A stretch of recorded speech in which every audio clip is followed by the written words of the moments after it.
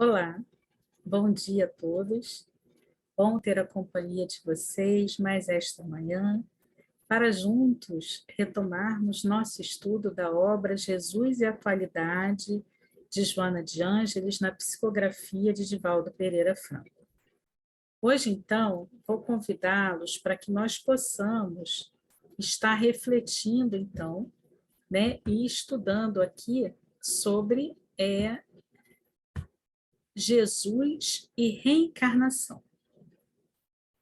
E nesse capítulo, Joana começa a dizer assim: não fosse Jesus reencarnacionista e toda a sua mensagem seria fragmentária, sem suporte de segurança, por faltar-lhe a justiça, na sua mais alta expressão, propiciando ao infrator a oportunidade reeducativa, com o consequente crescimento para a liberdade a que aspira.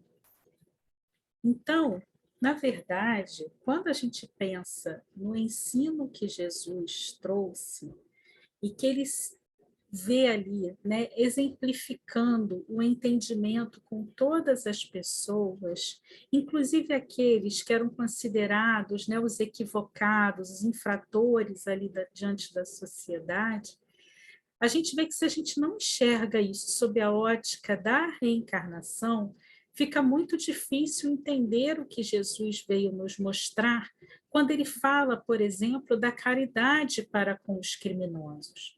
Porque na ótica reencarnacionista, nós vamos entender que mesmo aqueles que hoje se encontram ainda na criminalidade, no erro, eles têm possibilidades de se reeducarem, de se renovarem diante das experiências das suas múltiplas existências. Entretanto, se a gente imagina que é só o aqui e agora, fica muito difícil da gente entender isso em todos os contextos que se nos apresentam. E aí o amor por ele ensinado, no caso por Jesus, se não tivesse como apoio a bênção do renascimento corporal, ensejando recomeço e reparação, teria um caráter de transitória preferência emocional, com a seleção dos eleitos e felizes em detrimento dos antipáticos e desditosos. Então, se a gente não entende, né, essa perspectiva desse amor de Jesus sob a ótica reencarnacionista, se a gente imagina se é tudo realmente o aqui, o agora, a gente vai acabar imaginando que existem realmente eleitos, escolhidos, como alguns dos nossos irmãos que seguem outras crenças, né, que não acreditam na reencarnação, na pluralidade das existências, eles acreditam. Quando a gente, então, tem o apoio, né, da doutrina dos renascimentos físicos, a gente vai começar, então, a perceber o olhar com o qual Jesus olhava para cada um daqueles que o buscavam. Então, com o apoio, né, dessa doutrina dos renascimentos físicos, Jesus era capaz de identificar de imediato quais daqueles necessitados que o procuravam que estavam em condições de recuperar a saúde ou não, tendo em consideração os fatores que o estavam conduzindo ao sofrimento. E por isso mesmo, nem todos aqueles que procuravam a ajuda de Jesus logravam-na ou recuperavam-se, porque sabia Jesus que o enfermo era o espírito e não o corpo. Então, sempre se dirigia preferencialmente à individualidade e não à personalidade de que se revestia cada homem. Sabendo acerca da fragilidade humana, Jesus emulava a fortaleza moral, fiel à lei de causa e efeito vigente no mundo. Não apenas no diálogo mantido com Nicodemos vibrou a sua declaração quanto à necessidade de nascer de novo. Ela se repete de forma variada, em outras vezes, confirmando o processo das sucessivas experiências carnais, método misericordioso do amor de Deus para o benefício de todos os espíritos. Nenhuma surpresa causara aos seus discípulos a resposta a respeito do Elias que já viera, assim como a indagação em torno de quem ele seria, segundo a opinião do povo, em razão de ser crença quase generalizada à época, a pluralidade dos renascimentos. Espírito puro jamais enfermou, enfrentando os fatores climáticos e ambientais mais diversos, com a mesma pujança de força e saúde a se refletir na expressão de beleza e de paz nele estampada.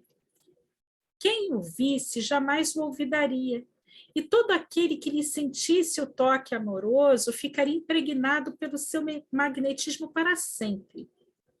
É verdade que não poucos homens que foram comensais da sua misericórdia aparentemente o esqueceram. Todavia, reencarnaram-se através da história, recordando-o às multidões, e ainda hoje se encontram empenhados em fazê-lo conhecido e amado. A psicoterapia que ele utilizava era centrada na reencarnação, por saber que o homem é o modelador do próprio destino, vivendo conforme o estabeleceu através dos atos nas experiências passadas. Olha que interessante. Jesus sabia que cada um de nós era um espírito livre, que tem livre-arbítrio e que é capaz de modelar o seu destino a partir das escolhas com as quais nós fazemos diante da vida.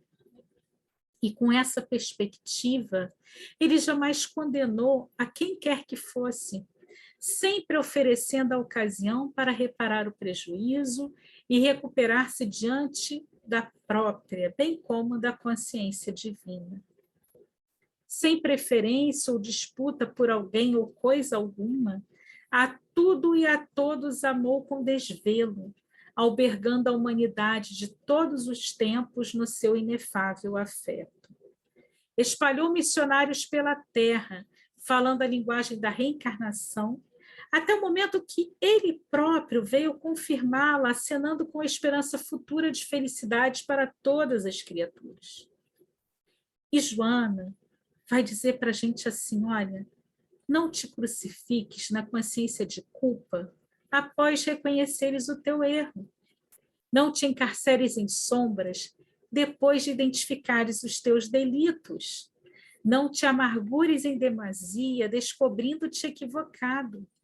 Renasce dos teus escombros e recomeça a recuperação de imediato, evitando futuros retornos expiatórios, injunções excruciantes, situações penosas. Pede perdão e reabilita-te ante aquele a quem ofendeste e prejudicaste. Se ele te desculpar, será bom para ambos. Porém, se não o fizer, compreende-o e segue adiante, não mais errando. Infelicitado por alguém, perdoa-o e desatrela-te dele, facultando-lhe a paz e vivendo o bem-estar que decorre da ação correta. A reencarnação de que te utilizas é concessão superior que não podes desperdiçar. Cada momento é valioso para o teu trabalho de sublimação, de desapego, de amor puro. Abrevia os teus renascimentos, agindo corretamente e servindo sem cansaço, com alegria, porquanto para adentrares no reino dos céus, que se estende da consciência na direção do infinito, é necessário nascer de novo, conforme ele acentuou.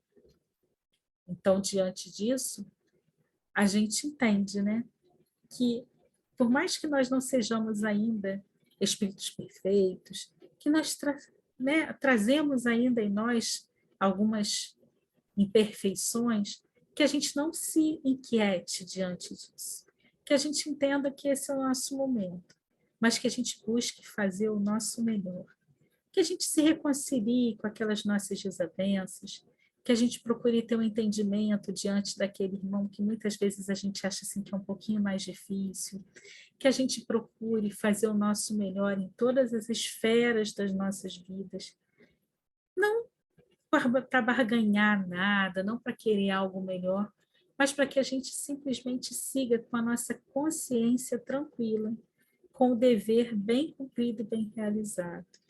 Isso vai nos dar paz de espírito.